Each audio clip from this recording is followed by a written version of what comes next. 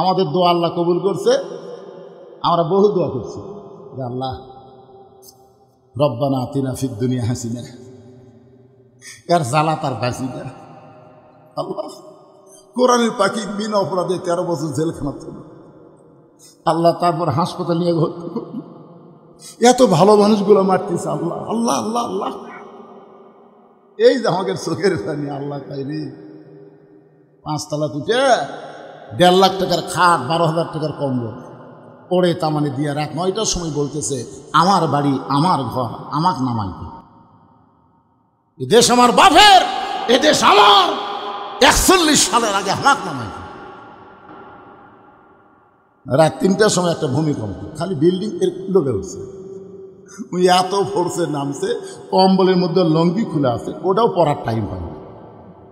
ফেরেশতাকে আল্লাহ নামাইলা এভাবে ন্যাংটা করে নামাইলা। আপনারা বলেন তো গোটা পৃথিবীর মধ্যে হাসিনা যেভাবে নামিছে এভাবে কেউ নামছে? এই নামার নাম হলো ন্যাংটা হয়ে নামা। বলে কন কি হয়ে নামা? হাসিনা তখন আর বুনকলে পলাচ্ছে, সেটা একটা ভিডিও কিন্তু আছে, দেখছেন আপনারা?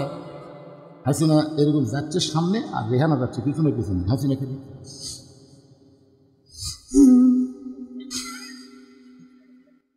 চলতে পথে 2 দিন থামিলাম, যাবার কালে এক সামসারও দেখা না পাইল। এই সবাই আমার সঙ্গে বলেন না কেন? চলতে পথে 2 দিন থামিলাম, যাবার কালে এক সামসারও দেখা না পাইলাম। ওই মাথা ভাঙ্গা ওবায়দুল কাদের কখন পলাইছে, শামীম ওসমান কখন পলাছে রে? যারা মাইক পালি কই খেলা হবে খেলা হবে। বাজান একটু মনোযোগ দিয়ে শুনবেন, ক্ষমতার মালিক হচ্ছে আল্লাহ। আল্লাহ যদি চায় চোখের পানির দাম আছে না নাই? এজোর এখানে আছে না নাই? আলী বলতেছেন ফাতেমা আল্লাহ তোমার কি দোয়া কবুল করেছে যে দোয়া কবুলের কারণে তুমি কাঁদতেছ? ফাতেমা বলে স্বামী গো, আমি আল্লাহর কাছে বলেছি আল্লাহ যেন পর্দার মধ্যে আমার মৃত্যু দেয়। আলী মুসকে মুসকে হাসার কয়, তুমি সারা জীবন পর্দা মেনেই চলেছ, পর্দার মধ্যে তোমার মৃত্যু হবে না তো কার হবে? বাংলাদেশে যারা পর্দা মানে না তারাই মরার পর যে পর্দা 5 কাপড় দেয়, 5 কাপড় দিয়ে খাট নিয়ে আবার চাদর দিয়ে ঢাকাতো। ফেরেশতা বলে আল্লাহ এই মেয়ে মানুষ গোটা কি পাড়ার নাম এটা? বর্ষা পশ্চিম পাড়া। এই মেয়ে মানুষ গোটাল পাড়া ঘুরিছে, পাড়ার সব লোক সবাই ছিল। তো মরার পরে 5 কাপড় দিয়ে খাট নিয়ে আবার চাদর দিয়ে ঢাকছে, কারণ কি? আল্লাহ বলতেছে ওই দেশের নাম বাংলাদেশ রে, ওই দেশত বাঁচতে পর্দা মানে না রে, কিন্তু মরার পরে মানে। আমার মায়েদের জন্য বলতেছে, মা একটু মনোযোগ দিয়ে শোনেন। আলী বলতেছেন ফাতেমা সারা জীবন তুমি পর্দা করেছ, আল্লাহ তোমাকে পর্দার মধ্যেই মৃত্যু দিবে কবুল করেছে, তাহলে কান্দার কারণ কি? ফাতেমা বলে স্বামী গো এই মৃত্যু কবে হবে আপনি কি শুনবেন না? আলী বলে ফাতেমা মৃত্যুর খবর দুনিয়ার কেউ বলতে পারে না। ফাতেমা বলতে স্বামী গো আল্লাহ যদি আমাকে জানায়, যেই বলেছে আল্লাহ যদি আমাকে জানায়। হযরত আলী বলতেছে ফাতেমা কি বলবার চাও? ফাতেমা বলতেছে আজকে গভীর রাত্রে ফাতেমার মৃত্যু হবে। যেই মাত্র কইছে গভীর রাত্রে মৃত্যু হবে, গাছের গোড়া কাটলে গাছটা যেমন পড়ে যায়, হযরত আলী তেমনি পড়ে গেলেন ঘরের মাঝায়। মা ফাতেমা মুস্কি মুস্কি হাসতেছে, স্বামীর মাথাটা উরাতের উপরে নিয়ে কপালে একটা চুমু দিয়ে বলে স্বামী গো এমন করে আপনি কাঁদবেন না, কারণ আসলে যাইতে হবে। এই দুনিয়া থাকার জায়গা নয়, এখানে আসলে যাওয়া লাগবেই। যতই 3 তলা 5 তলা বাড়ি করেন, যাই যত সুন্দর বাড়ি করছে তার মৃত্যুর কষ্ট তত বেশি হবে। আজকাল ঘুরে ঘুরে দেখাবি এই তো দেখ রে তোর ঘর আপনি ইন্টোরিয়াল করছি রে, হায় হাই রে এসি লাগাচ্ছি রে, হায় হায় কি টাইস রে, এগুলো সব আজকাল মৃত্যুর আগে দেখানোর পরে তারপরে তুই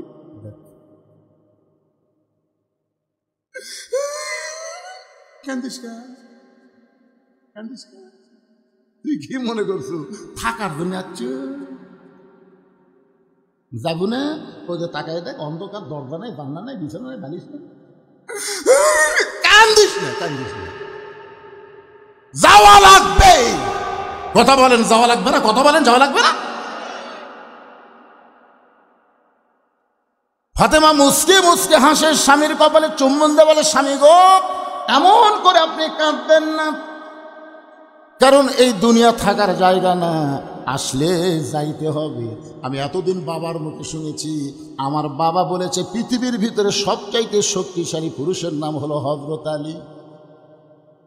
ফাতেমা বলতেছে, আমার বাবা বলেছেন পৃথিবীর মধ্যে সবচাইতে জ্ঞানী হচ্ছেন হযরত আলী। পৃথিবীর মধ্যে আপনি সবচাইতে জ্ঞানী, সবচাইতে শক্তিশালী হওয়ার পরে বইয়ের কথা শুনে এভাবে পড়ে গেলেন কেন? আপনাদের কাছে আমি জানতে চাচ্ছি, পৃথিবীর মধ্যে সবচাইতে জ্ঞানী ব্যক্তির নাম কি? এক বাক্যে সবাই বলেন নাম কি? আর পৃথিবীর মধ্যে সবচাইতে শক্তিশালী ব্যক্তির নাম কি? আসাদুল্লাহিল গালিব। আনা মাদিনাতুল ইলমি ওয়া আলিউ বাবুহা। আমি নবী হচ্ছে ইলমের শহর, আলী হচ্ছে তার দরওয়াজা। আপনি এত বড় জ্ঞানী, এত বড় বীর হয়ে বইয়ের কথা শুনে এমন ভাবে পড়ে গেলেন। ওগো স্বামী, আমি মরে যাওয়ার পর আমার 3টা চাওয়া কিন্তু আপনাকে পুরা করা লাগবে, আমার 3টা চাওয়া পুরা করা লাগবে। আলী কান্দের বলে, ফাতেমা, দুনিয়াতে গরিব ছিলাম বলে তুমি কিছুই চাইলা না, এই দুনিয়াতে গরিব ছিলাম বলে তুমি কিছুই চাইলা না। একদিন গভীর রাত্রে হযরত আলী ঘুম থেকে চেতন পায়া দেখে ফাতেমা নাই। গভীর রাত্রে ঘুমোতে চেতন পায়া দেখে হাসান হোসেন ঘুম পাড়তেছে, কিন্তু ফাতেমা নাই। হযরত আলীর মনে সন্দেহ হলো, কেন আমি ঘুম পাড়তেছি, আমার 2 ছেলে ঘুম পাড়তেছে, ফাতেমা কোথায় গেল? দরজা দেশে তাকায় দেখে মরুভূমির মধ্যে কালো চাদর গাওয়ার দিয়ে গভীর রাত্রে খুব জোরে জোরে হাঁটতেছে। আলীর সন্দেহ হয়ে গেল যে আমার ঘুমের মধ্যে থুয়ে, আমার বাচ্চা 2টা ঘুমের মধ্যে থুয়ে ফাতেমা কোথায় যাবে? নিরাপদ দূরত্ব বজায় রেখে পিছনে পিছনে রওনা দিলেন। ফাতেমা চলতে চলতে আল্লাহর নবীর বাড়ির দরজার জানলার পাশে দাঁড়িয়ে গেলেন।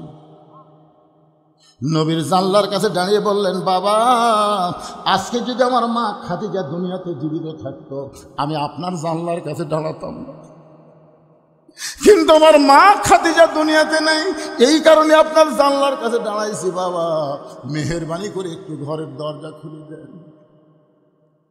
আল্লাহর নবী যখন ঘরের দরজা খুলে দেয়, ফাতেমা ঘরের মধ্যে ঢোকার সঙ্গে সঙ্গে হযরত আলী এক দৌড়ে জানলার কাছে এসে কান লাগায়। বাপ মেয়ের মধ্যে কি গল্প হয় শোনার জন্যে। রাসূল বলে, ফাতেমা, তুই একা একা কেন ঘরে ঢুকলি মা? আমার আলীকেও ঘরের মধ্যে নিয়ে আয়। হযরত আলী জানলাতে, কে রে? আমি জানলার কাছে, এই কথা নবীরে কে বলল? আসলে আল্লাহ নবীকে আলী জানলার কাছে বলে নাই। মেয়ে যখন বাপের কাছে যাবে, এটা যদি বিবাহিতা হয় তাহলে অবশ্যই বাবা বলবে আমার জামাই কোথায়, জামাইকেও ঘরের মধ্যে নিয়ে আয়। ফাতেমা বলতেছে, বাবা, আপনার জামাই আলী ঘুম পাড়তেছে, আপনার নাতি হাসান হোসেন ঘুম পাড়তেছে, এই সুযোগে আমি আপনার কাছে মেহেরবানি করে একটু বাতি জ্বলান বাবা, মেহেরবানি করে একটু বাতি জ্বলান। আল্লাহ নবী বলে, ফাতেমা, কি বলবি তাড়াতাড়ি বল, বাতি জ্বলান লাগবে না। ফাতেমা বলতেছে, বাবা, এর আগে বহুদিন বলেছি, কাম হয় নাই, আজকে একটু আপনাকে দেখাবার চাই।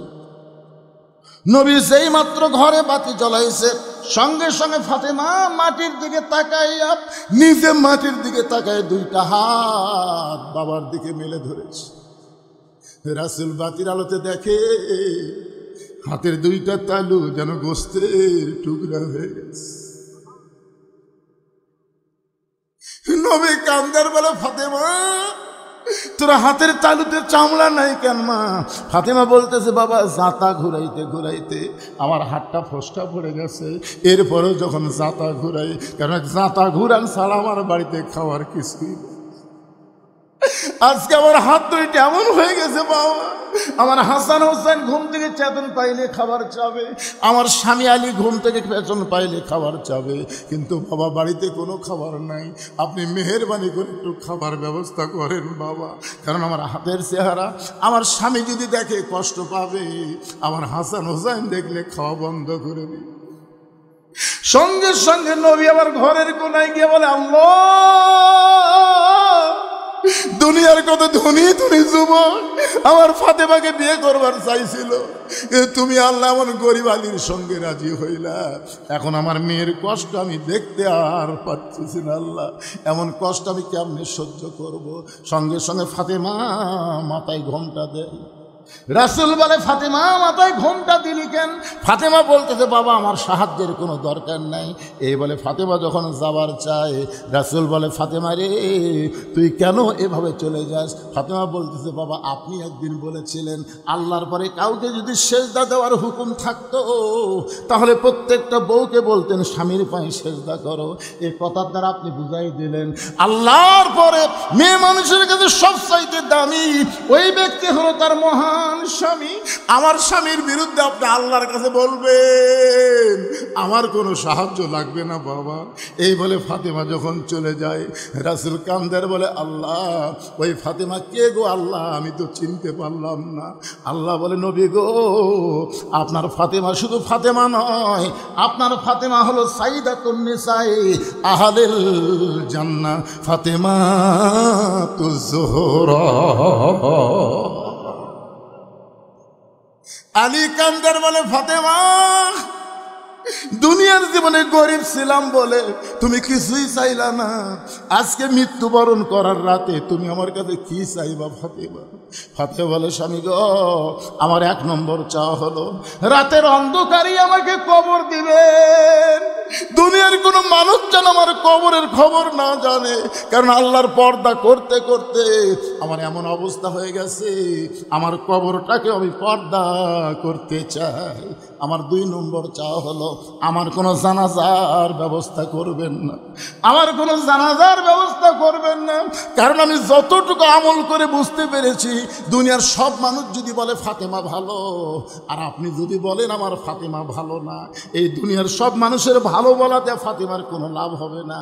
আর দুনিয়ার সব মানুষ যদি বলে ফাতেমা খারাপ, আর আপনি যদি বলেন আমার বউ ফাতেমা ভালো, এক স্বামীর সার্টিফিকেটে ফাতেমার জন্য 8টা জান্নাতের দরজা আল্লাহ খুলে দিল।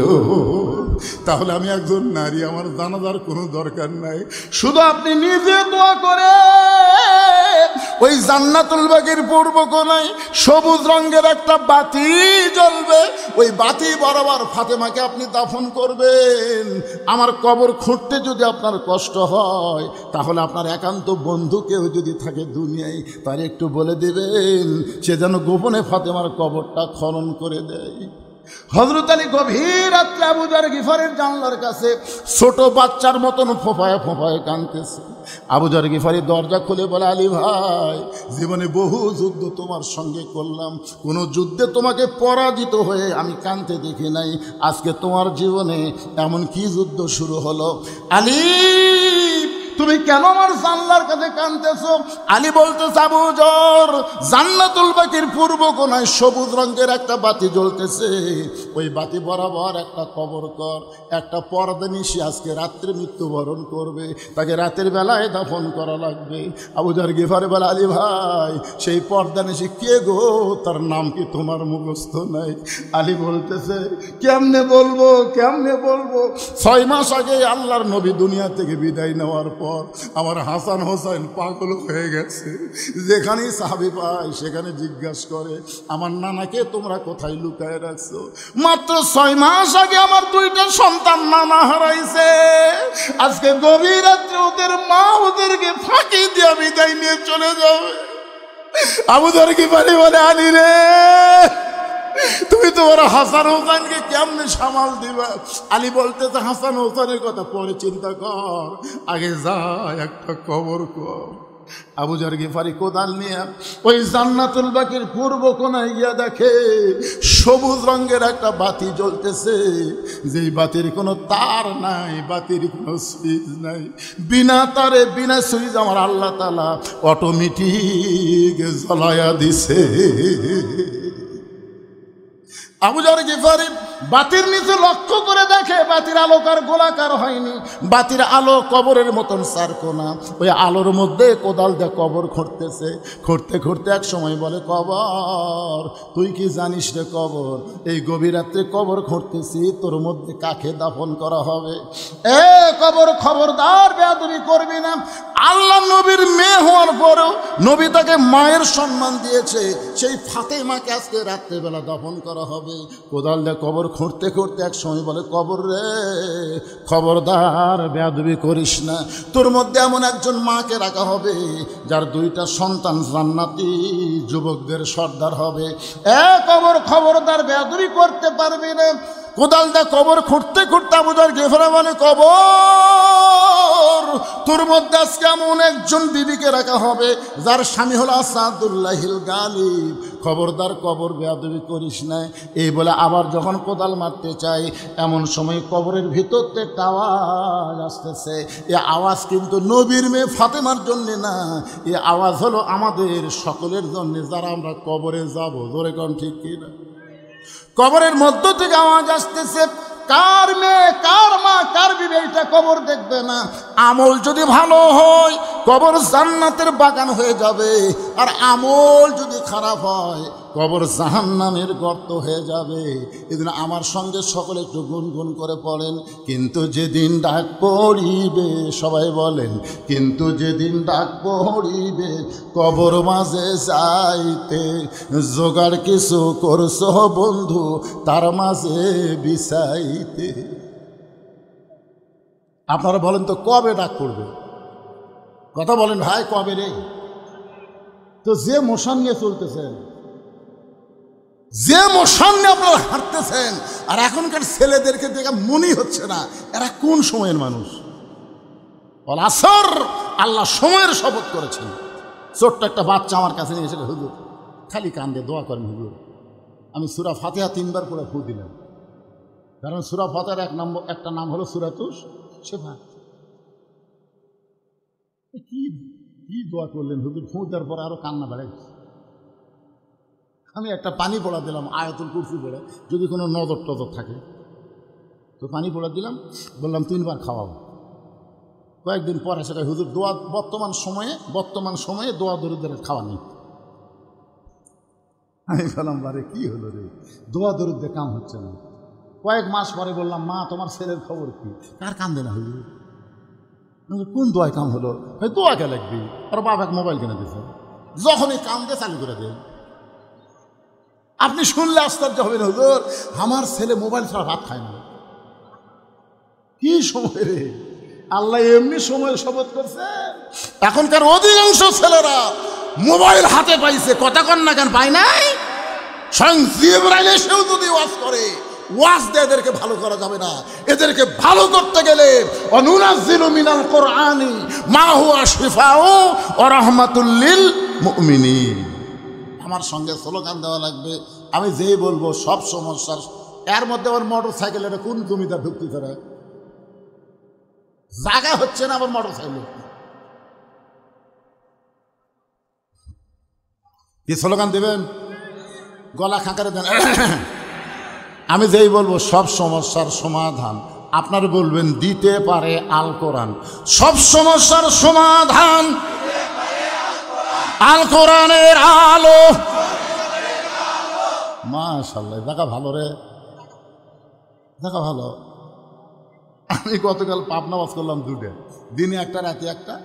আমি যেই বলছি আল কোরআনের আলোকে ঘরে ঘরে যান না, এটি এটি কাম হয়ে যাবে। কলজা ভরে গেল রে। আমরা মমতাদের মতো গায়িকা, আমরা ফাটা কেষ্টর মতন বাইকা ধর কাঁধের। আমরা কোনো দুর্নীতিবাজ, কোনো মতারু, কোনো গাজারু, কোন চরিত্রহীনকে আর সংসদে পাঠাবার চাই না। আমরা ভালো মানুষকে পাঠাবো, আল্লাহর কোরআন বুকে নিয়ে সংসদে ঢুকবে। তোর কোন কথা ঠিক না? আল্লামা সাইদ হুজুর দেখেননি, আদালতে হাজির হচ্ছে, তাও কোরআন শরীফ। কোরআনের পাখি আল্লামা সাইদি, তুমি মরণি, শহীদ হয়েছ আমরা এটাই জানি। সবাই একটু জবান খুলে দিবেন। যে বলবো আল কোরআনের আলো, আপনারা একে সেটা বলবেন সংসদে জানো। বলতে পারবেন না ভাইজান? আল কোরআনের আলো, কোরআন হাদিস যেখানে দুনিয়ার মুসলমান লিল্লাহে তাকবীর। দেখেন গরম হলো, এর উল্টে করছে। আমি তো আপনাদের চেহারা দেখে ঘড়ির দিকে তাকে দেখি রাত 11:30, আর আপনাদের চেহারা দেখে মোবারক দেখে দেখতেছি কেবল রাত 8টা বাজতেছে। সালামু ফজর বলতো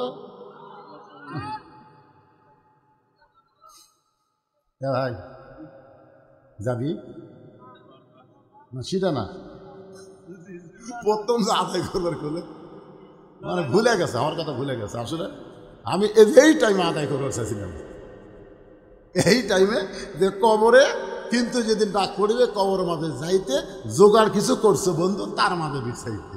এখন আল্লাহর কবরে যাওয়ার জন্যে এই আল্লাহর ঘর মসজিদে 500 টাকা দান করবেন, একটা কোরআন দানের সওয়াব আল্লাহ আপনার বাপ মার কবরে দিবেন। আপনি 500 টাকা দিবেন, একটা কোরআন শরীফ দান করার সওয়াব আল্লাহ আপনার বাপ মার। 40 বছর ওয়াজের বয়সে আমার ওয়াজ শেষ না করে কেউ যায় না, এটা একটা আল্লাহ পাকের রহমত। কিন্তু আজকে আমাকে ভাই বলল, হুজুর আপনি একটু আদায় করাই ওয়াজ শুরু করুন। ঠিক, মানে কঠিন আদায় না, আপনাদের কাছে একটু রুমাল গামছা যাবে। আল্লাহর ঘর মসজিদের জন্য আপনারা যে যা পারবেন খুশি খুশি, আপনাদের কাছে যদি গামছা এবং ব্যাগ যায়, কারা কারা 1 টাকাও দিবেন না? হাত তোলেন তো দেখি। কারণ ঘরটা কার? আরো জোরে বলেন, আমরা কার? একবার আল্লাহ নবী ওসমানকে বলেন, ওসমান আল্লাহ তোমাকে এত সম্পদ দান করেছে, এই সম্পদের পরিমাণ কি তুমি জানো? তো ওসমান গনি বললেন, ইয়া রাসূলুল্লাহ, এই যে আমার উট দেখতেছেন, উটের উপরে যে চাবিগুলো আছে, এই চাবি আমার খাদ্যের গুদামি তালা দেওয়ার চাবি। এই চাবি টানতে মাঝে মধ্যে আমার উটটা ক্লান্ত হয়ে যায়। তো রাসূল বলল যে, ওসমান আল্লাহ যদি এই সব সম্পদ তোমার চাই, তুমি কি দিবা? ওসমান গনি উটটা নিয়ে নবীর হাতে দিলেন, যে উট সহ দিয়ে দিলেন। নবী বললেন, কেন? বলে, সম্পদের মালিক তো আমি না, সম্পদের মালিক হচ্ছে আল্লাহ। আল্লাহ আমাকে আমানত স্বরূপ দিয়েছে, চাওয়া মাত্র বাহককে ফেরত দিতে বাধ্য, চাহিবা মাত্র বাহককে ফেরত দিতে বাধ্য। কি বুঝতে চান? তো এখন অনেকদিন পর আইসি তো আপনাদের এলাকায়, হয়তো সভাপতি ভাইয়ের মনের মধ্যে একটু সন্দেহ হতে পারে, বুড়া হয়ে গেছে, যদি লোক উঠে আসা, লোক ওঠার মতন কোনো চান্স নাই ইনশাআল্লাহ। বুড়া হচ্ছে বলে সব বুড়া হচ্ছে কেন পাগলা? আপনারা একটু গামছা নেই, ব্যাগ না, কোথায় আদায়কারী পার্টি কোথায়? না, কোরআন শরীফ কিছু থবেন না, যে টাকা পয়সা আনবেন এটা বাদ দিয়ে থবেন। ভিতরে গামছা নিয়ে রুমাল না নামো। সর্বসাগরলে 5 মিনিটের উপর টাইম দেওয়া যাবে না, বহুদিন পড়াচ্ছি, প্রাণ ভরে ওয়াজ শোনার লাগবে, ঠিক কিনা বলেন? হ্যাঁ, শুনবো মানে সেই শুনেন। ব্যাগ পার্টি কোথায়? ব্যাগ পার্টি দেখা যায় না, একটাও দেখা যায় না।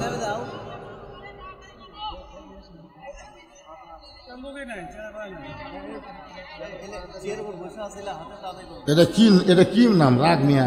রাজা মিয়া। ও রাজা মিয়া। রাজা মিয়া 10 লাখ 500 টাকা নগদে দান করেছে, আল্লাহ তার দানকে কবুল করেন। ওই যে একটা টাকা নিচ্ছে, দেখেন। দাদা দাদির জন্য রুহের মাগফিরাতের জন্য মারুফ হাসান 500 টাকা নগদে দান করেছে, আল্লাহ দাদা দাদির কবরকে জান্নাতের টুকরা বানায় দেন, জোরে কোন আমিন। এই ব্যাগটা নামছে, একটা লোকও লড়াচড়া করবেন না। আজাতা যদি কেউ লড়াচড়া করেন, দেখবেন 1-1 মাসের মধ্যে প্যারালাইসিস হবে। হ্যাঁ, লড়াচড়া করবেন কেন? এটা কোরআনের মাহফিল, অসংখ্য ফেরেশতা আপনাকে দেখার জন্য আল্লাহ পাঠিয়েছে। আল ইনসান আশরাফুল মখলুকাত, সমস্ত মাখলুকাতের মধ্যে মানুষ হলো শ্রেষ্ঠ। সুবহানাল্লাহ বলেন। কে দিল এটা? তবিবুর রহমান 1000 টাকা নগদে দান করেছে, আল্লাহ তার দানকে কবুল করেন। আল্লাহ নেক নিয়তে গাজাপড়া করেন।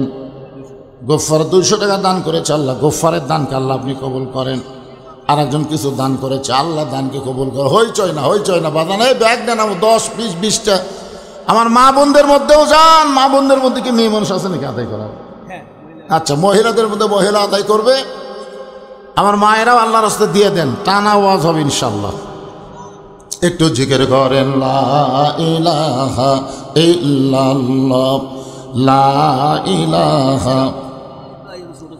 আমার মায়েরা একটু জমে জমে চেপে চেপে বসেন, মা একটু জমে জমে চেপে চেপে বসেন, আপনাদের জায়গা হচ্ছে না।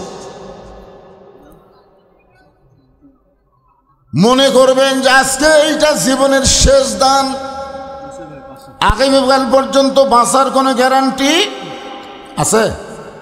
ভবিষ্যৎ সম্পর্কে আপনাদের ধারণা কি? হ্যাঁ, হাসিনার ধারণা ছিল 41 সাল পর্যন্ত থাকবো, জোরে কোন ঠিক কিনা? হাসিনার ভবিষ্যৎ ভালো না খারাপ? আরে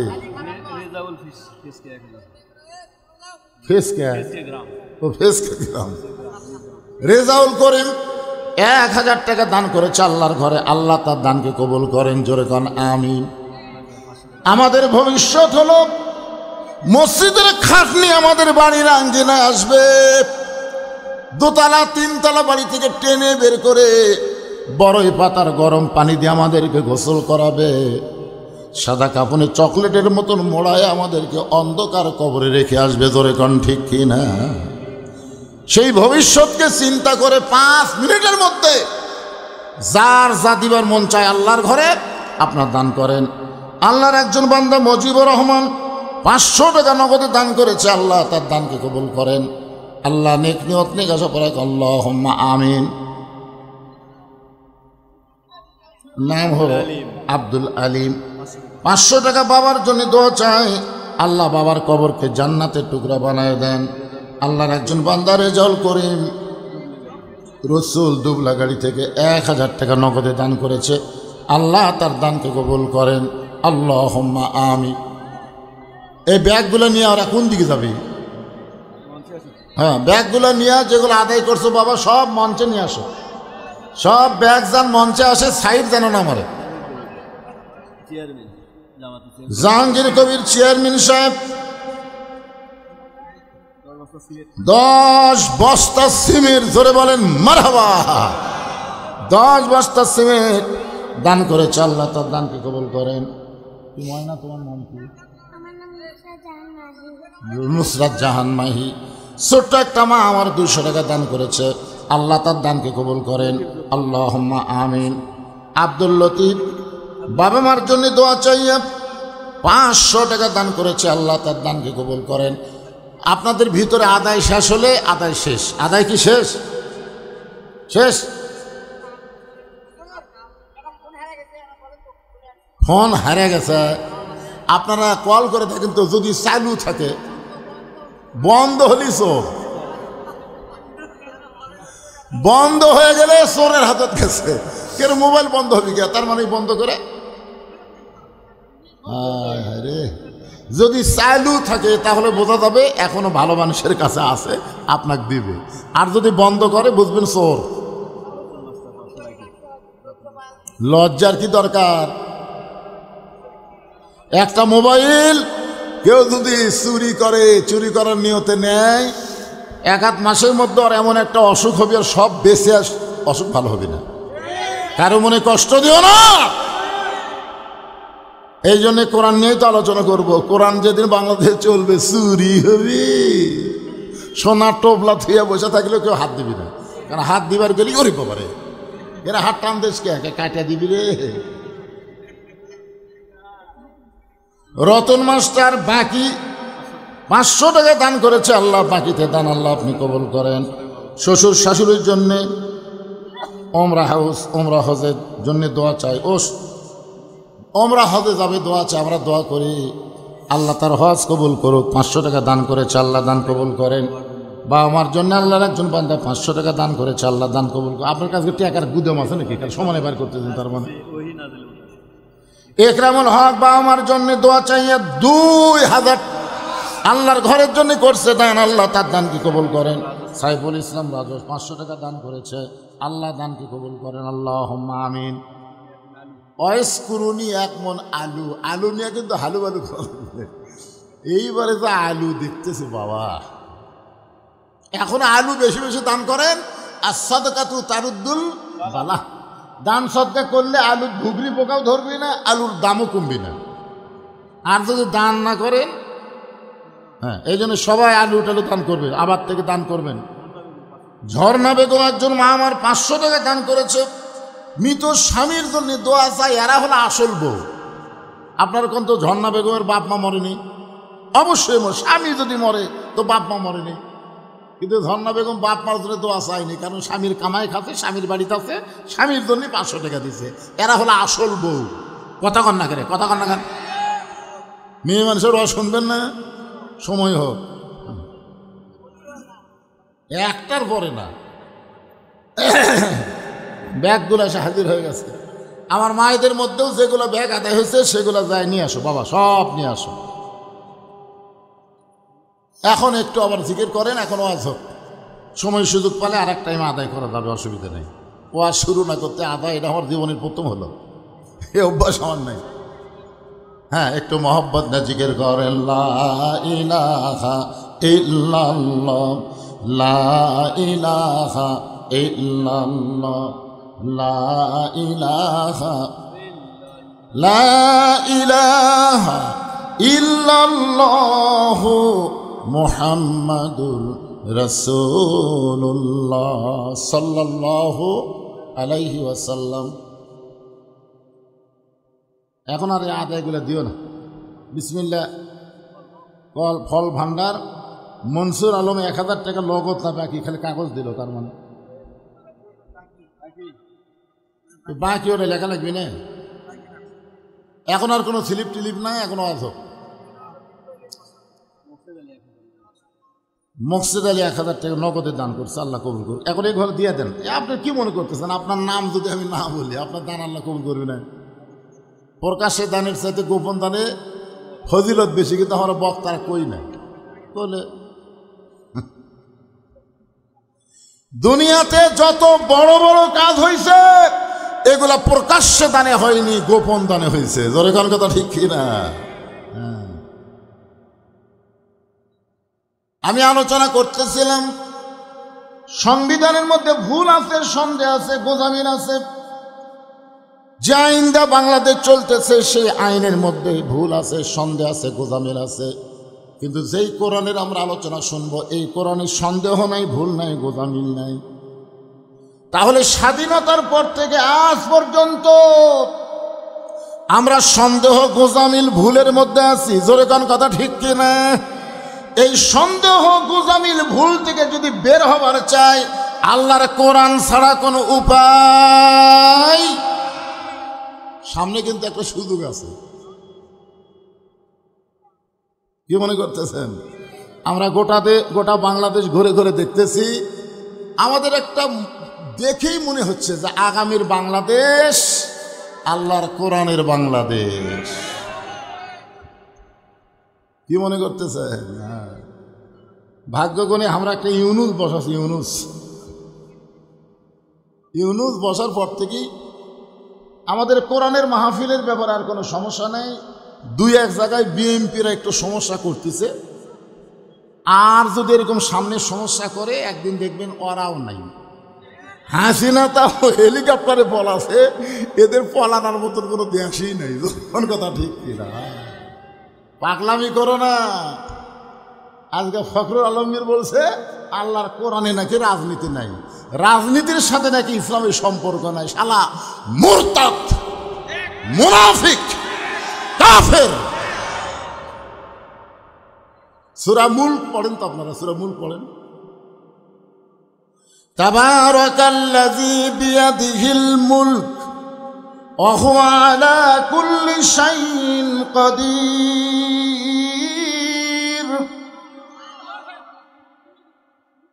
আবার হজ করবার গেলে ওরাই কিন্তু আবার তলবিয়া পড়ে, লব্বাইক আল্লাহুম্মা লব্বাইক, লব্বাইক লা শারীকা লাকা লব্বাইক ইন্নাল হামদা ওয়ান নি'মাতা লাকা ওয়াল। এই লাকা ওয়াল মুলক মানে কি? লাকাল মুলক লা শারিকা লাক। এরা তো হজ করবার দেওয়া করে স্বীকার করে আসলো। রাজনীতির মধ্যে, রাজত্বের মধ্যে একমাত্র আল্লাহ ছাড়া অন্য কাউকে স্বীকার করি না। আর তোমরা বলতেছো ইসলামে নাকি রাজনীতি নাই, ইসলামে ফকরা নীতি নাই। ফকরা, আল্লাহর নীতি হলো রাজনীতি, আর মানুষের নীতি হলো ফকরা নীতি। আল্লাহ গানিয়ুন ও আনতুমুল ফুকারা। আল্লাহ হলেন বাদশাহ, রাজা, আর আমরা হলাম ফকির। জোরে কোন কথা ঠিক কিনা? আমাদের নীতির নাম হলো ফকরা নীতি, আর আল্লাহর নীতি হলো রাজনীতি। হাঁসের মধ্যে যদি রাজহাঁস থাকে, পথের মধ্যে যদি রাজপথ থাকে, তাহলে নীতির মধ্যে রাজনীতি নাই। জোরে কোন আছে না নাই? হ্যাঁ, এই জন্য আমি আপনাদের সামনে ছোট্ট একটা সূরা বর্তমান সময়কে লক্ষ্য রেখে আলোচনা করব। সূরাটার নাম হলো আসর। জোরে বলেন, নাম কি? আসর মানে কি? সময়।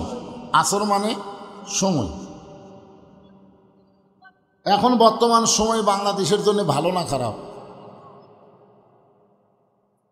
খারাপ। ইউনুস নবীরে খাইল মাছেতে গিলিয়া, ফেরেশতা পাঠাইলেন আল্লাহ এসমে আজম দিয়া। দমে দমে সে হরদম পড়ে সে এসমে আজম, মাছেরই উদর হইতে বাঁচাইলা প্রাণ। সবাই বলেন আল্লাহু আল্লাহু, তুমি জাল্লে জালালুহু। শেষ করা তো যায় না গে তোমার গুণগান। আলহামদুলিল্লাহ। আল্লাহ সময়ের শপথ করতেছেন। সময় অত্যন্ত গুরুত্বপূর্ণ একটা বিষয়। আব্দুল আলিম বহু বছর আগে একটা গান গাইছে সময় নিয়া। মিশে মায়াই বন্দি থাইকা করলাম কত খেলা, পশ্চিমে তাকায়া দেখো তোমার ডুইবা গেছে বেলা। এক পলকের নাই ভরসা, এক পলকের নাই ভরসা, মিশে সকল আশা।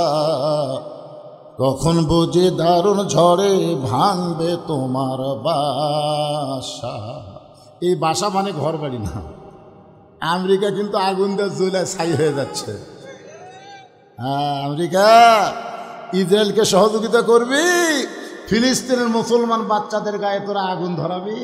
এখন মুসলমান বলবি করছে আজাদ দে। তোর কি ঈশ্বরের খবর কি? গতকাল দেখলাম কতগুলো ভাড়াটিয়া মুসলমানকে বলতেছে আজান দাও ভাই, তখন আগুন নিবারণ। আমেরিকা, পাওয়ার তোদের হাতে নাই, পাওয়ার হলো আমার আল্লাহর হাতে। জোরে কোন কথা ঠিক? ছোট ছোট বাচ্চাদেরকে তোরা হত্যা করতেছিস। কি হচ্ছে রে বাবা?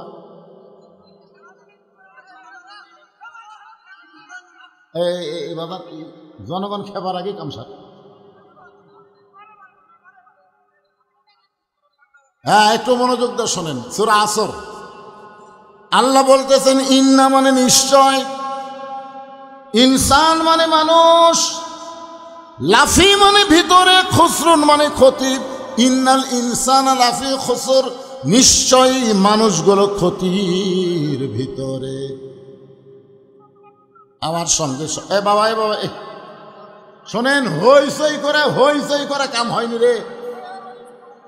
যখন বিএনপি হইচই করলো, জামাত ইসলামও বহু হইচই করলো, কিন্তু কাম হয়নি। ছাত্র জনতা গোপনে কাম করলো। 6 তারিখে যাওয়ার কথা, 5 তারিখে কাম সারছে। তোর কোন কথা ঠিক না? হইচই করে কাম হবে? কথা হচ্ছিল 6 তারিখ ঢাকা অ্যাটাক, 6 তারিখ হবি না, গোপনে 5 তারিখ মারা লাগবে। তোর কোন কথা ঠিক না?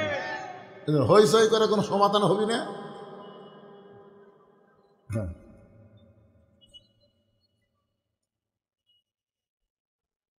ইন্না মানে নিশ্চয়, শাব্দিক অর্থ শোনেন। ইনসান মানে মানুষ। জোরে কার ইনসান মানে, লাফি মানে ভিতরে, খুসরুন মানে ক্ষতি। নিশ্চয়ই মানুষগুলো ক্ষতির ভিতরে। সবাই আমার সঙ্গে বলেন, আদর করে মানুষ আল্লাহ বানায়া কেমনি দিবেন ক্ষতির মধ্যে ফেলিয়া। এই মানুষ সম্পর্কে আল্লাহ কোরআন শরীফে বলতে গিয়া 4টা শপথ করছে। জোরে বলেন কয়টা? ওয়াত্তিন ওয়াজ্জাইতুন ওয়াতুর সিনিন ওয়া হাযাল বালাদিল আমিন। তারপরে আল্লাহ বললেন, লাকাদ খালাকনাল ইনসানা ফি আহসানি তাকবীর। মানুষকে আল্লাহ তাআলা সর্ব উত্তম আকৃতি দিয়া সৃষ্টি করছে, আর সেই মানুষ ক্ষতির মধ্যে পড়ুক, এটা আল্লাহ চায়? এখন ছেলে নতুন ব্যবসা শুরু করছে, বাবা বলতেছে যতই ব্যবসা কর তোর লাভ হবে না। আরে ছেলে বলতেছে বাবা যত মানুষ আমার দোকানে আসে সবাই বলে লাভ হবে, আর আপনি কোন লাভ হবে না। বাপ বলতেছে ওরা তোদের ভালোবাসে, তোকে ভালোবাসে। যারা তোকে ভালোবাসে না তারা তোর ক্ষতি বোঝে না, কিন্তু আমি তোর ভালোবাসি বাজান। এই জন্য লাভের চাইতে ক্ষতি বেশি দেখতেছি। বর্তমান বাংলাদেশে খালি বাকি খাবি আর সুন্দর সুন্দর গল্প শোনাবি, পরে দেখবি তোর তবিলি নেই। আল্লাহ বান্দাকে এত ভালোবাসে, মানুষকে এত ভালোবাসে, যার কারণে ক্ষতির কথা বলে আমাদেরকে সতর্ক করে দিচ্ছে। জোরে কোন কথা ঠিক কিনা? হ্যাঁ, আল্লাহ বললেন ইল্লাল্লাযীনা আমানু ওয়া আমিলুস সলিহাতি ওয়া তাওয়াসাউ বিল হক ওয়া তাওয়াসাউ বিস সবর। এখানে 4টা বিষয়। জোরে কোন কয় বিষয়? 1 নম্বর বিষয় হলো ঈমান। আমাদের বাংলাদেশে মুসলমান আছে কিন্তু ঈমান নেই। 2 জন সকালে গল্প করতেছে, তুই কয়টা মারছি সকালে? ভোট কখন হয়? দিনে না রাতে? আর সকালে গল্প করতেছে তুই কয়টা মারছি? তাই ভাই খুবই সতর্ক করে দরজা জানলা বন্ধ করা, বাকি নাই, মোবাইলের লাইট দিয়ে মারছি। ভাই মার্কা দেখে মারা লাগবি, এদিনে 100টা মারছি। বলে কেউ দেখেনি, পাগলা দেখবি কে? দরজা জানলা বন্ধ। আপনার বলেন তো, যে বলতেছে দেখবি কে রে, দরজা জানলা বন্ধ, আর ঈমান আছে? দেখার কে আছে? আর 2 কান্দের 2 ফেরেশতা বলতেছে আল্লাহ ই যে একলাই এক বাপের জন্ম হয়ে 100টা সিল মারল, আর রেজাল্ট কি? আল্লাহ বলতেছে ডান কান্দের ফেরেশতা তুই কলম বন্ধ কর, আর বাম কান্দের ফেরেশতা লেখ 100 বাপের জন্ম। 100 বাপের জন্ম, ই হলো জাউরা সন্তান। কথা কন না কেন? কি সন্তান? একমাত্র বিজন্মা ছাড়া ভালো মানুষের সন্তান একলা 100টা ভোট দেবার পারে না। জোরে কোন কথা ঠিক করে কথা বলেন। কি বুঝতেছেন? তোমার 2 কান্দে 2 মোহরি, লিখিতেছেন ডায়েরি, দলিল দেখে রায় দিবে, টাকা পয়সার নাই কারবার। কিরামান কাতিবিনা ইয়ালামুনা মা তাফআলুন।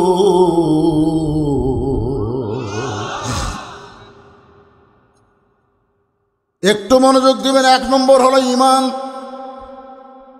আসরের নামাজ পড়ে জমির ধান দেখবার গেছে, আসরের নামাজ জামাতের সাথে আদায় করা জমির ধান দেখবার গেছে, যা দিকে ওপর জমির পানি চলমল করতেছে, নিচে আর জমির পানি নেই। ওই তখন চারিদিকে তাকাছে, কেউ নেই। আস্তে করে বসে আল কাটা দিয়ে ওই পানি দিয়ে হাত ধোছে, ধুই আবার দাঁড়ায় চারিদিকে তাকায় বলে আলহামদুলিল্লাহ, কেউ দেখে। আপনারা বলেন এর নামাজ আছে কিন্তু কি নাই? কথা বলেন কি নাই?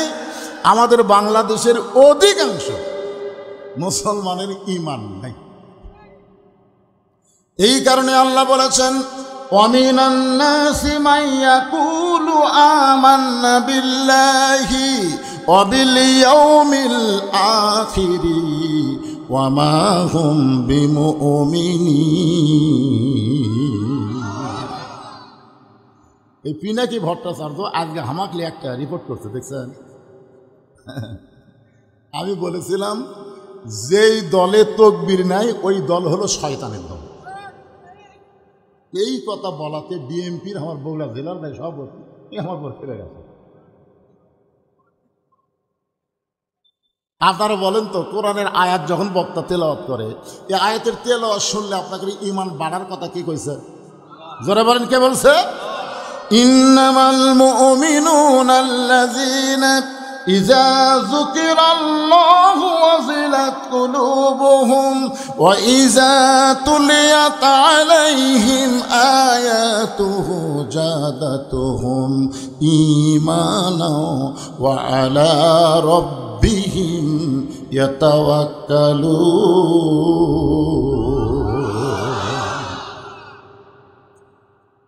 এই জন্য আল্লাহ 1 নম্বরে ঈমান। ঈমান যদি না থাকে তুমি যত ভালো আমল করো, এ আমল আল্লাহর দরবারে কবুল হবে না। নবীর চাচা আবু তালেব একজন ভালো মানুষ ছিলেন। কি ছিলেন? আল্লাহ নবী বলেছেন, সাহাবীরা, আমি যখন মায়ের পেটে ছিলাম তখন আমি এতিম হয়ে গেছি, কিন্তু দুনিয়াতে আসার পরে আমি এতিম ছিলাম না। সাহাবীরা বললেন, ইয়া রাসূলুল্লাহ, মায়ের পেটে থাকতে আপনি এতিম হয়ে গেলেন, কিন্তু দুনিয়াতে আসার পরে আপনি এতিম ছিলেন না, এটা কেমন কথা? রাসূল বললেন, সাহাবীরা রে, ভাগ্য গুণে এমন একটা চাচা পাইছিলাম, যেই চাচার নাম হলো আবু তালেব। আমার এমনভাবে লালন পালন করেছে, আমার যে বাবা নাই এটা কখনোই আমি বুঝতে পারিনি। শিশুকালে মইরা গেছে মা, গর্বে থাকতে মরছে পিতা, নবী চোখে দেখলেন না। কে করিবে লালন পালন, কে দিবে সান্ত্বনা, এই দুনিয়ার এতিম নবী ছিলেন একজনা। যিনি নবীকে বাবার দরদ দিয়ে লালন পালন করলেন, ওই মানুষটাও জাহান্নামে যাবে। কারণ কি? ঈমান নাই। জোরে কোন কি নাই? এই জন্যে 1 নম্বর হলো ঈমান। সাহাবীরা জিজ্ঞাসা করলেন, ইয়া রাসূলুল্লাহ, মা হুয়াল ঈমান? ঈমানটা কি? এত গুরুত্বপূর্ণ বিষয় যেটা আল্লাহ 1 নম্বরে রাখছে। রাসূল বললেন, ইকরার বিল লিসান, তাসদিক বিল জানান, আমল বিল আরকান। এরই নাম হলো ঈমান। জবানে বলতে হবে লা ইলাহা ইল্লাল্লাহ, শুধু জবানে বললে হবে না, কলিজার মধ্যে ঈমানের জায়গা দেওয়া লাগবে। জবানে তো 71 সালে অনেক হিন্দুরাও কলমা পড়ছে, কেবা মুরব্বীরা। আমার এলাকার এক হিন্দু আমাকে একদিন বলতেছে, দাদা, মুসলমানের কলমার দাম আছে। তা আমি কইলাম, আপনি হিন্দু হয়ে কলমার দাম কেমনে বুঝলেন? যুদ্ধের সময় বুঝেছি ভাই। এই কলমা আমাদের মুকুট জারি থাকার কারণে আর্মির গুলির থেকে আমরা বাঁচে গেছি। আমি বললাম, দাদা, খালি মুখে কলেমা জারি রাখার কারণে আর্মির গুলি থেকে যদি বাইসা যান, এই কলেমা কলেজের মধ্যে জায়গা দেন, আল্লাহ জাহান্নামের আগুন থেকে আপনাকে বাঁচায় দিবে। আজ থেকে 15-20 দিন আগে আমার এলাকার যত হিন্দু, বুঝলেন, সমস্ত হিন্দু আমার মাদ্রাসা থাকছে। আমি তো ওয়াজ করে শুনছি, 11 শমসিয়াতুল বাহার বউ বলতেছে সব হিন্দু আছে। চিন্তা করলাম, হিন্দুর বিরুদ্ধে কোনো ওয়াজ করছি নাকি? আমি খুব চিন্তা ভাবনা করে নিচে এসে বললাম, দাদারা খবর কি? বলে, হুজুর, আমরা আপনার দল করব। আমি কইলাম, আপনারা হিন্দু, আমি কোরআনের দল করি। তো হুজুর, কোরআনের দল করা ছাড়া কোনো উপায় নেই। লিল্লাহি তাকবীর। আরে বাংলাদেশের হিন্দুরা দাড়ি পাল্লা ভোট দিবি, জোরে করে কথা বলেন। বুঝতে পারতেছেন না সামনের বাতাস? এমনি ওরা পাগলা হচ্ছে, কখন কি কয়। আজারি না মাজারি? আজারি কে তুই জিনিস না? হ্যাঁ, এই ফকুন্নির বাচ্চা, আজারি কে তুই চিনিস না? যারা সমস্ত নেতা, যত কর্মী, সব নিয়ে একদিকে যা, আর আজারি একদিকে যাবে। তোর কর্মীগুলা লুকা লুকা আজারির কাছে যাবে। জোরে কোন কথা ঠিক কি না? আর নাম করার সময় ব্যঙ্গ করিস, আজারি না মাজারি? পিছন কাছে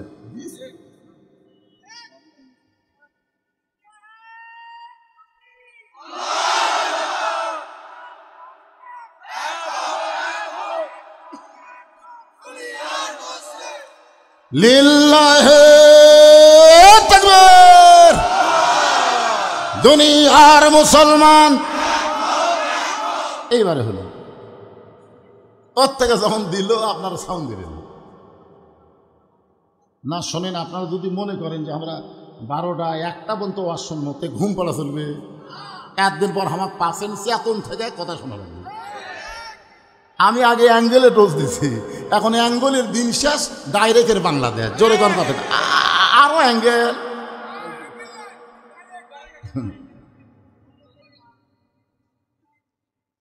তাহলে একটু মনোযোগটা শোনা লাগবে। এখানে 1 নম্বর ঈমান, ঈমানকে ব্যাখ্যা করা হচ্ছে ইকরার বিল লিসান, জবানে বলতে হবে লা ইলাহা ইল্লাল্লাহ। শুধু জবানে বললে হবে না, তাসদিক বিল জানান, ওই ঈমানটা কলিজার মধ্যে জায়গা দেওয়া লাগবে। ঈমান যখন কলিজার মধ্যে সেট হয়ে যাবে, ওই ব্যক্তির কাছে জীবনের চাইতে ঈমানের গুরুত্ব বেশি হবে।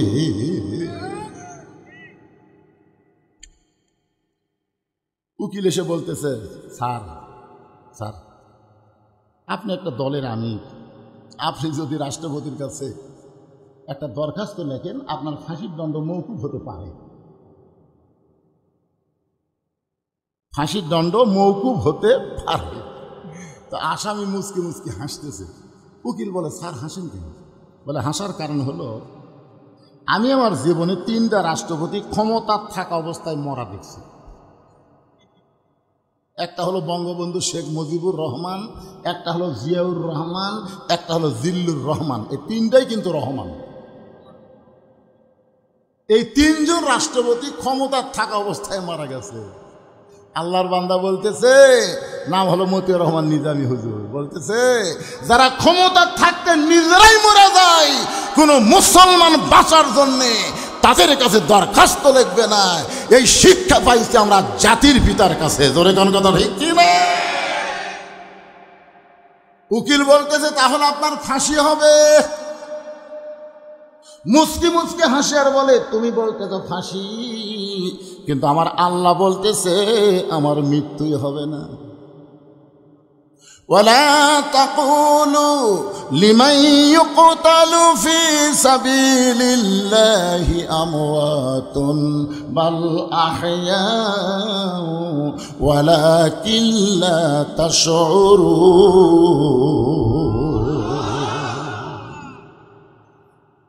কলিজার মধ্যে যখন ঈমান থাকবে, মীর কাসিম আলীর কাছে উকিল বলতেছে, স্যার রাত 12টায় কিন্তু আপনার ফাঁসি হবে। মুচকি মুচকি হাসিয়ার বলে, এখন কয়টা বাজে? বলে 9:30।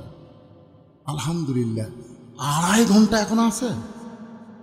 উকিল কয়, কে রে, রাত 12টায় ফাঁসি হবি, মাত্র 2.5 ঘন্টা, তাও কে আলহামদুলিল্লাহ। বলতেছে, ভাই আমি একটু ঘুম পাড়ি। 2.5 ঘন্টা বসে থেকে কি হবি, আমি একটু ঘুম পাড়ি। ঘন্টা 2 পরে আমার ডাক দিও। তো চিন্তা করে দেখেন, যা 12টা ফাঁসি হবি, তাই ঘুম পাড়বি, ঘন্টা 2 পরে আমার ডাক দিও। উকিল মনে করতে যে ফাঁসির চিন্তা পাগলা হয়ে গেছে। আসলে যারা প্রকৃত কলিজার মধ্যে ইমানের জায়গা দিয়েছে, তারা ফাঁসির চিন্তা করে না, মরার চিন্তা করে না, তারা চিন্তা করে ইমানটা যেন রক্ষা হয়। ধরে কার কথা ঠিক কি না? উকিল চলে গেল। 2 ঘন্টা পরে সে দেখে ফাঁসির কন্ডেম সেলের মধ্যে মীর কাসিম আলী নাক ডাইকা ডাইকা ঘুম পাড়তেছে।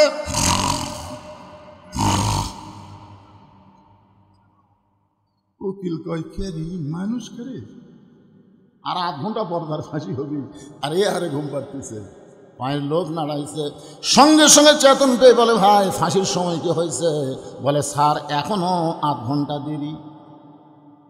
ওযু করে 2 রাকাত নামাজ পড়ে কোরআনের 2টা সূরা তেলাওয়াত করে উকিলকে বলতেছে, দেখো তো যে কয়টা পাঞ্জাবি আছে এর মধ্যে কোনটা সবচাইতে ভালো?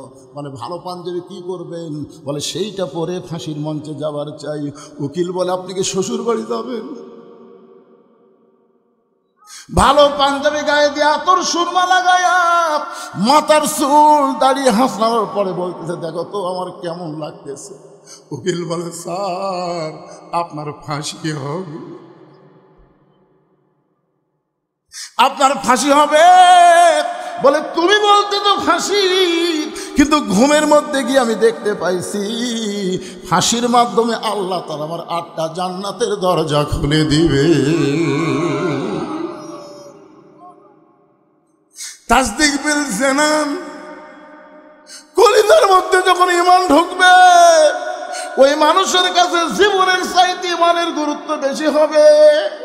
তুমি যতই চেষ্টা করো তুমি তোমার ঈমান বাঁচাবার পারবা না, তুমি তোমার জীবন বাঁচাবার পারবা না।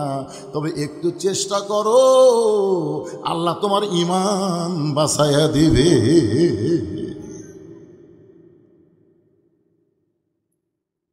তাসদিক বিল জানানের পরে বলা হচ্ছে আমল বিল আরকান, ঈমান অনুযায়ী আমল করা লাগবে।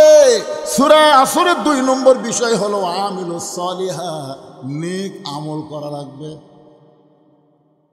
আপনাদের কাছে আমার প্রশ্ন হলো, ঈমানকে রক্ষা করতে গেলে পৃথিবীতে যত আমল মুসলমানের আছে তার মধ্যে 1 নম্বর আমলের নাম কি? ঈমানকে রক্ষা করবার গেলে যত আমল আছে তার মধ্যে 1 নম্বরের নাম কি? কোনো হাদিসে নাই যে রোজা না করলে বেঈমান হবে, হজ না করলে বেঈমান হবে, যাকাত না দিলে বেঈমান হবে, এটা কোনো হাদিসে নেই। কিন্তু বহু হাদিসে বলা হয়েছে লা সালাতা লা ঈমানা, যার নামাজ নাই তার ঈমান নেই। লা সালাতা লা দীনা, যার নামাজ নাই তার কোনো ধর্মই নেই। বাইনাল আবদি ওয়াল কুফরি তারকুস সালাত, বান্দার কাফেরের মধ্যে পৃথক করার জিনিসটার নামই হলো নামাজ। মান তারাকা সালাত মুতাম্মিদান ফাকাত কাফারা, ইচ্ছা করে একটা ওয়াক্ত নামাজ বাদ দিল, আল্লাহর সঙ্গে কুফরি করল। আপনারা বলেন তো, বাংলাদেশে আমি 42 বছর ধরে ওয়াজ করতেছি, এই নামাজের ওয়াজ, আরো কত আলেম এই নামাজের ওয়াজ করলো, কিন্তু এখন পর্যন্ত মানুষ তো নামাজ ধরল না। নবুয়তের 10ম বৎসরে নবীকে আল্লাহ 5 ওয়াক্ত নামাজ দিল। এরপরও নবী মক্কা ছিল 3 বছর। মক্কা 3 বছরে নবী বললেন, আল্লাহ আপনি যেখানে নামাজের কথা বলেছেন, কোরআনের শুরুতেই আল্লাহ বলেছে আল্লাযীনা ইউমিনুনা বিল গায়বি ওয়া ইউকিমুনাস সালাত। এই শুরু হলো, এখান থেকে আরও 81 বার আল্লাহ কোরআনে বলেছে নামাজ কায়েম করো। তা আমি তো নামাজ পাইলাম নবুয়তের 10ম বৎসরে, এখন 13 বছর চলতেছে। এই 3 বছরে গোপনে গোপনে আমরা নামাজ পড়লাম, কিন্তু নামাজ তো কায়েম করা যাচ্ছে না। আল্লাহ বলতে হাবিব, মক্কাতে নামাজ কায়েম করা কঠিন, কারণ মক্কার ইমাম হলেন আপনি আর নেতা হলো আবু জেহেল। যেটি ভালো মানুষ ইমাম হবে, খারাপ মানুষ নেতা হবে, সেখানে নামাজ কায়েম হবে না। আজকে আমাদের বাংলাদেশের মসজিদের ইমামগুলো সব ভালো, কিন্তু সমাজের নেতাগুলো সব শালা খারাপ। কথা বলেন ঠিক কিনা?